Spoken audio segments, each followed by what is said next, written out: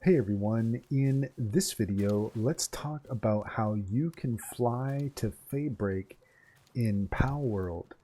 In order to do so, here we are in Palworld, and the first thing you're going to need is you're going to need a flying mount. Most likely the Nightwing is going to be your best bet. The next thing that you're going to want is you're going to need a saddle for the Nightwing, and that is unlocked at level 15. So you can see here that we've unlocked the Nightwing saddle, and then after that you're going to want to construct the saddle once you have that unlocked. So you're going to want to go to your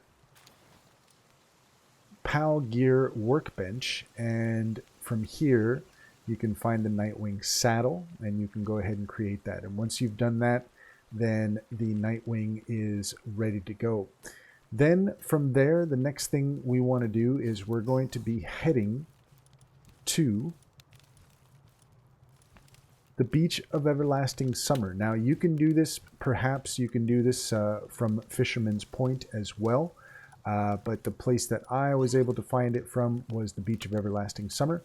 And then from here you can see that we need to go across the water in order to end up at the Scorched Ashland. So we're going to go ahead and show you how to do that.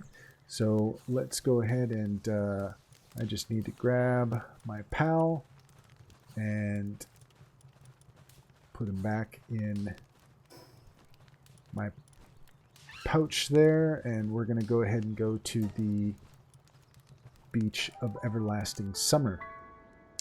Then from here, what we want to do is we can mount our pal,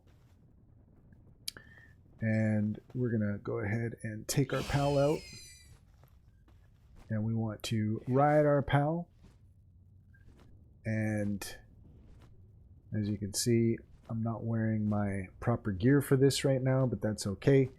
So the next thing you're going to want to do is try to stay more close to the ground, because if you hover too high, then your pal will use stamina.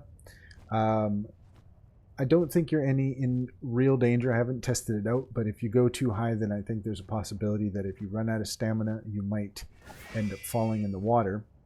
But what you can do with the Nightwing is if you just get yourself down hovering over the water, then you can see that this does not take any stamina. So from here you can continue on, and you can end up at this fast travel point, the Scorched Ashland.